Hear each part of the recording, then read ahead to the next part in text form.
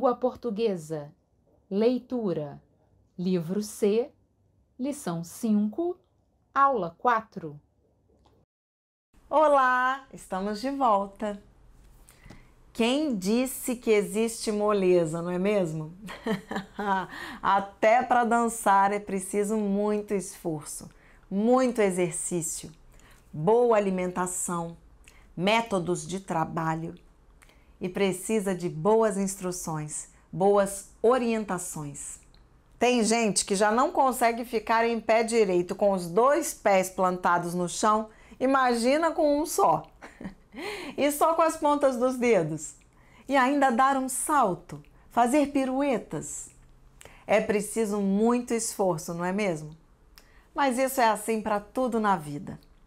Tudo que tem valor precisa de esforço.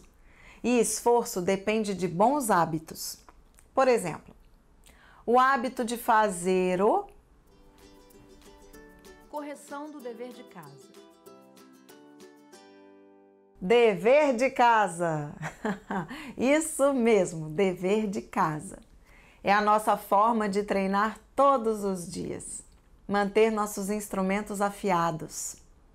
A atenção, o esforço, nossa fluência de leitura. Por falar em fluência, vocês já estão fluentes nos verbos?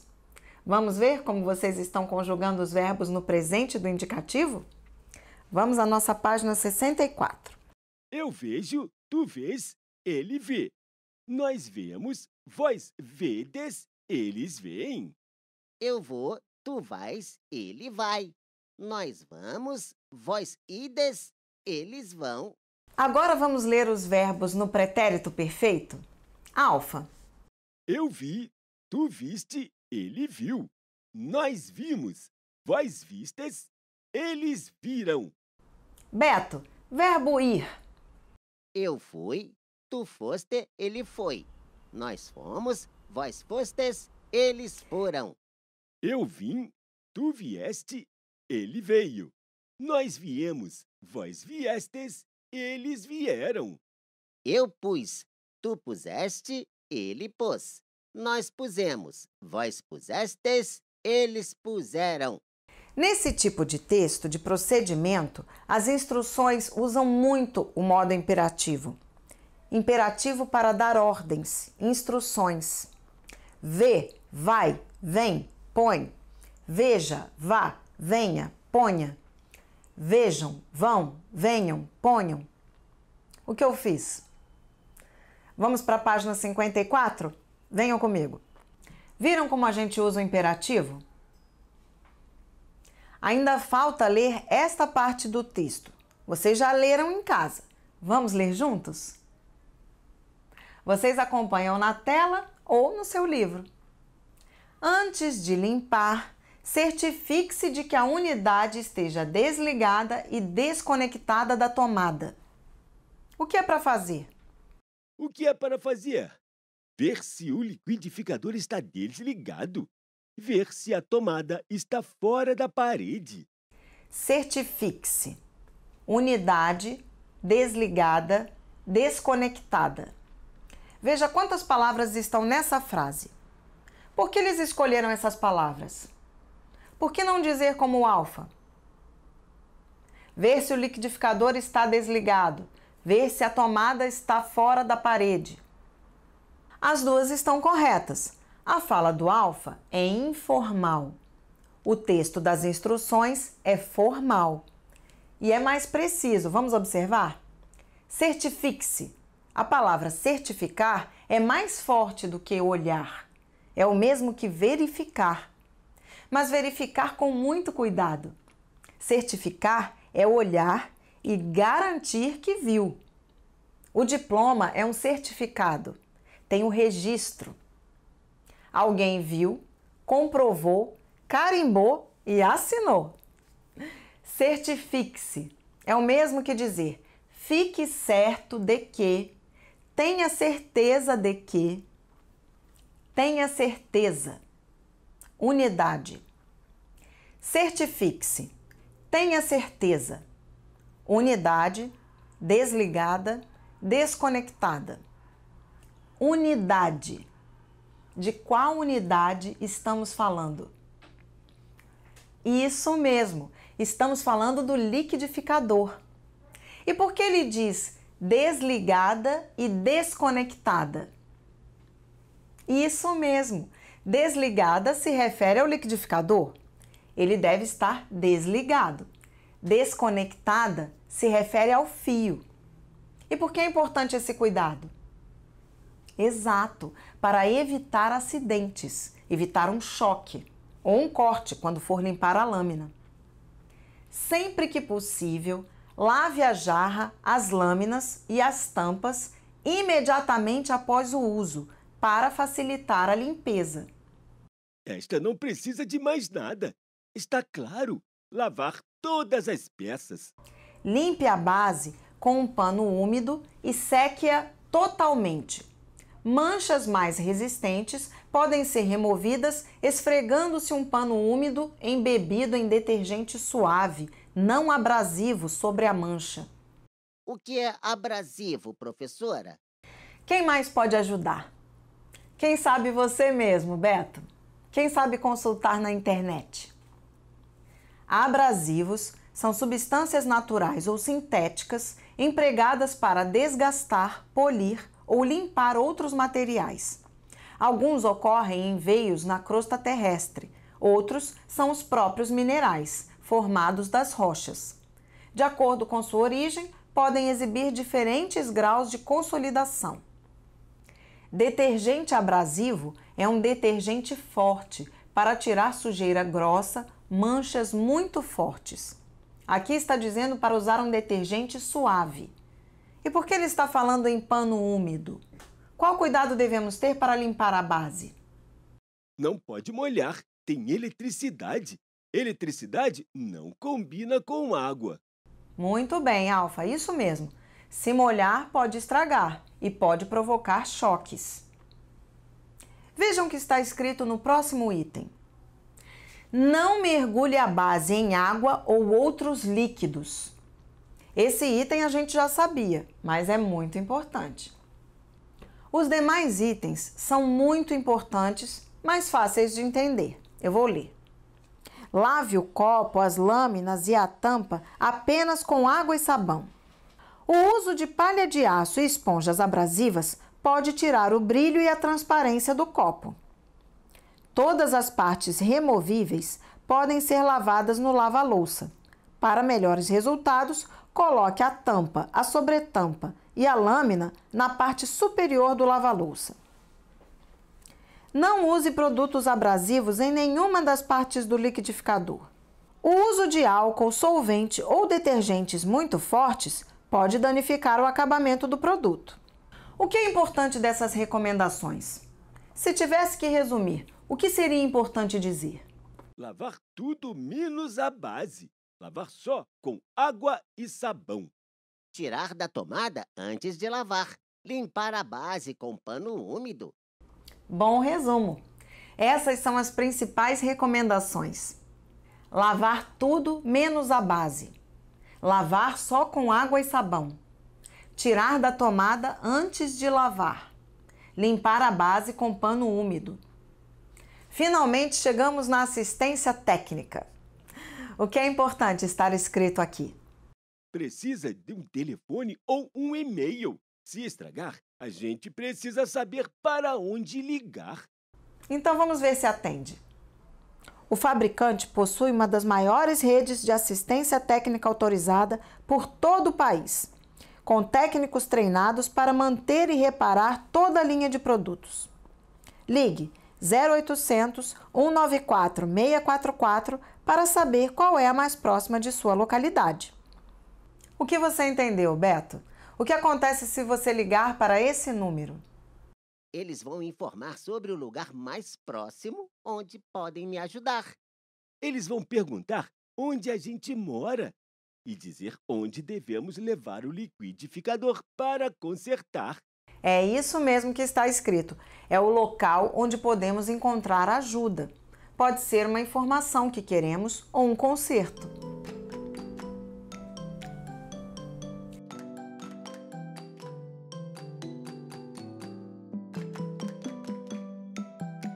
Já falamos muito sobre esse texto, já lemos várias partes. Aprendemos muito sobre como deve ser um manual de instruções. É preciso incluir muitas informações. Pensar naquilo que o usuário precisa. O usuário é quem usa, a pessoa que comprou ou que está usando, no caso, usando o liquidificador. Agora nós vamos organizar o que aprendemos com a ajuda da nossa ficha do texto. Todos prontos? De acordo com o título, que tipo de texto é esse? Alfa, qual é o título? O título é Manual de Instruções. Beto, e que tipo de texto é esse? Procedimento. O tipo de texto é procedimento. Como fazer? O texto dá as instruções. Alfa, qual é a mensagem principal do texto?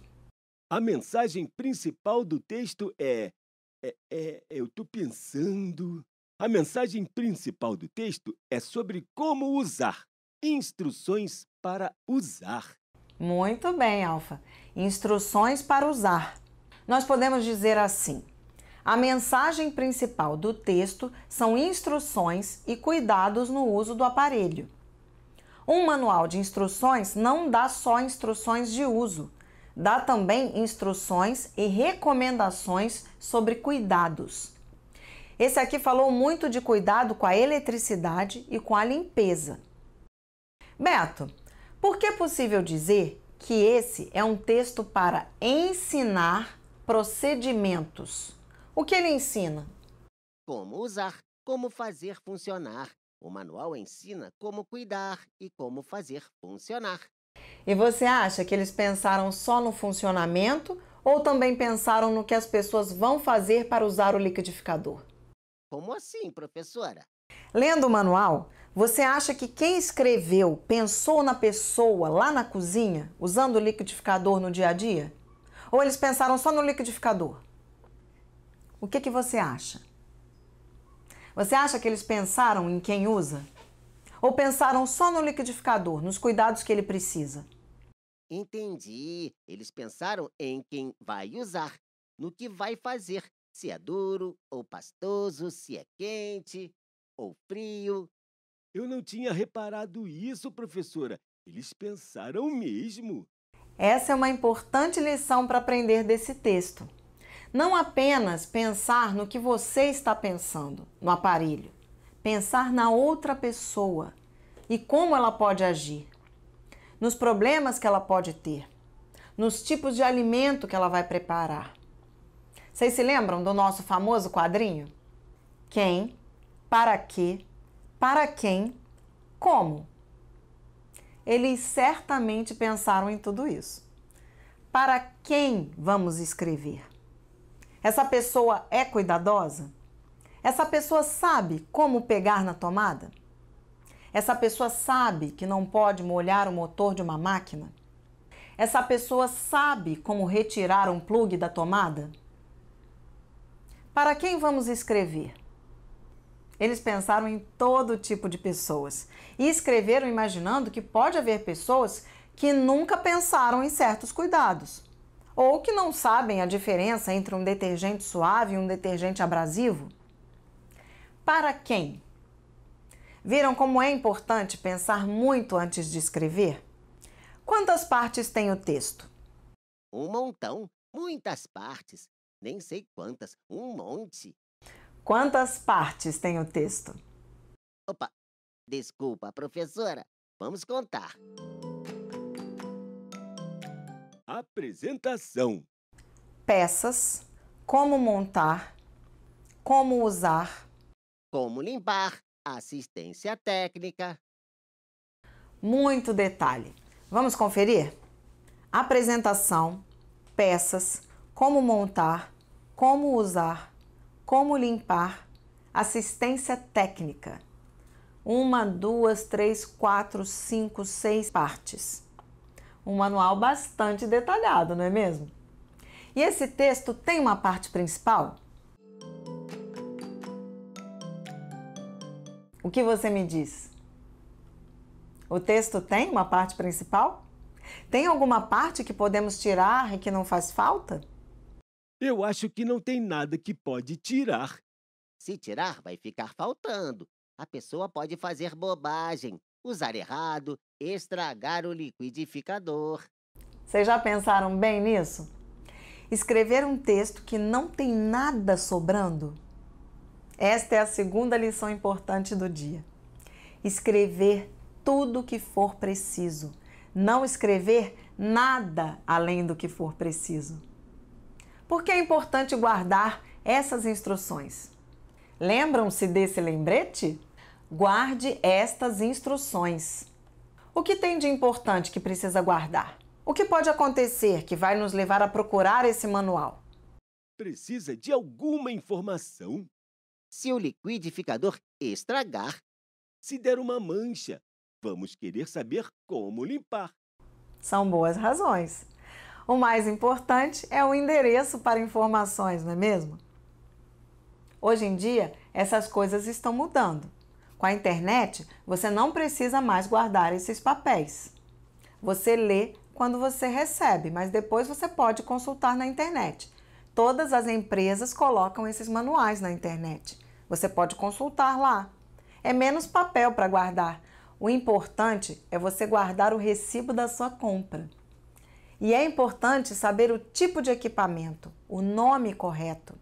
Mas isso geralmente vem escrito no aparelho. Nome, modelo, número de série. É o que permite identificar o aparelho. Essa pergunta nós já respondemos. Cuidados antes de ligar.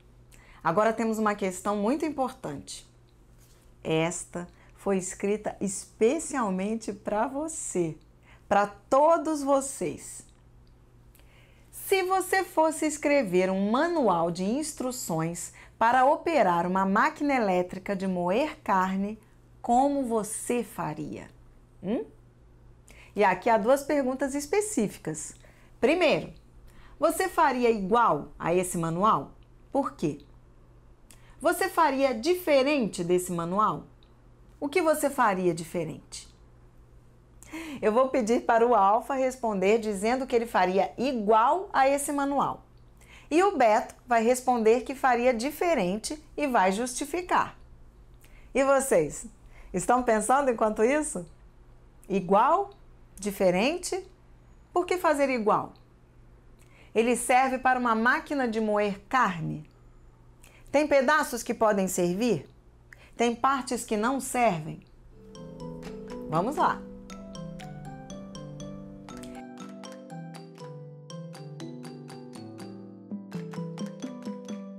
Então, Alfa, você vai justificar por que você faria um manual igual a este.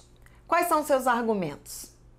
1. Os dois são aparelhos elétricos, muita coisa em comum. 2. Precisa mostrar as peças. 3. Precisa ensinar a montar. 4. Precisa ensinar a usar. 5. Precisa ensinar a limpar. 6. Precisa de indicar a assistência técnica. São boas razões, Alfa. Tem muita coisa em comum. Beto, e você? O que você faria diferente? Eu faria um vídeo. Vou apresentar a mais sensacional máquina de moer carne do planeta. Brincadeira, professora, mas que ia ser legal, isso ia. Todo mundo ia querer comprar.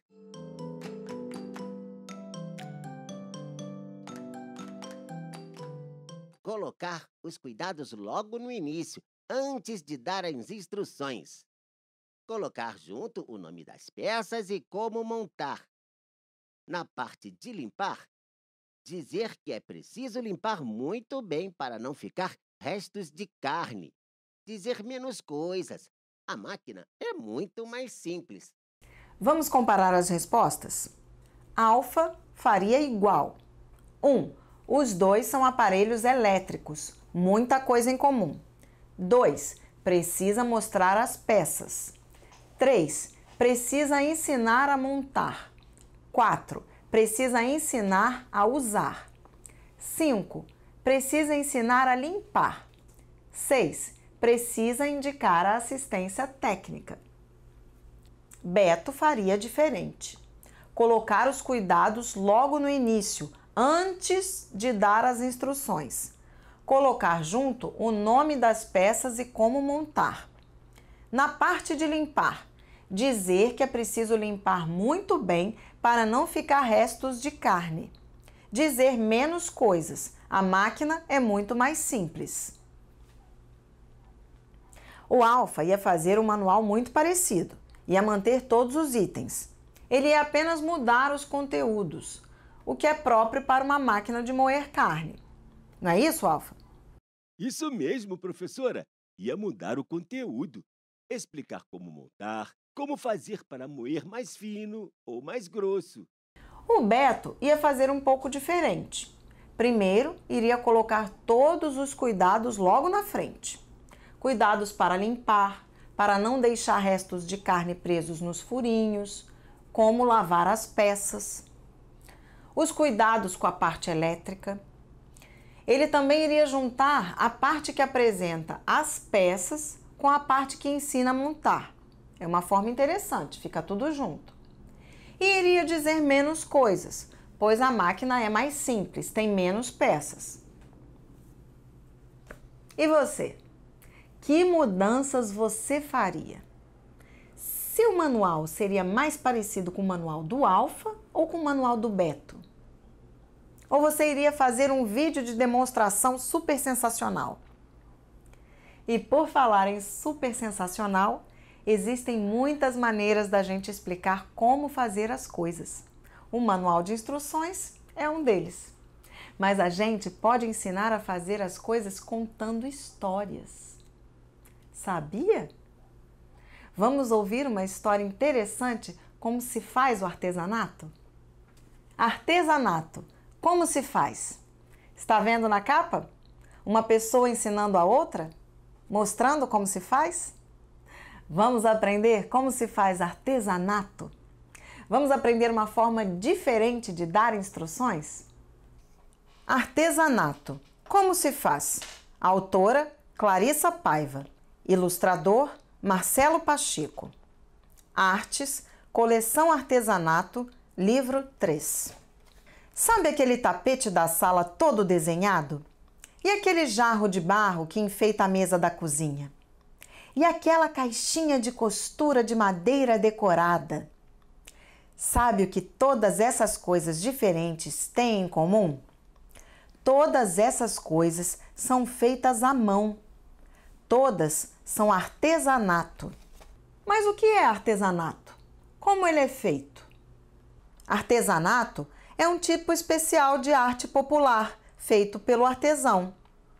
Para fazer artesanato, o artesão precisa saber trabalhar bem com as mãos e precisa ter muita atenção aos detalhes para fazer um trabalho de qualidade. O artesão transforma materiais simples em obras cheias de detalhes. A coisa mais importante que o artesão aprende para fazer seu trabalho é a técnica. Mas o que é técnica? Técnica é o passo a passo para fazer alguma coisa. É o caminho que leva a um resultado desejado.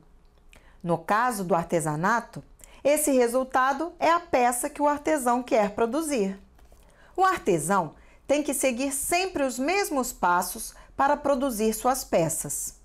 O artesão tem que usar a técnica de forma correta para conseguir sempre o resultado que espera. Mas e se os materiais forem diferentes? O artesão precisa aprender técnicas diferentes para combinar com materiais diferentes. E também precisa de ferramentas diferentes para cada material. Escolher e preparar o material faz parte da técnica do artesão.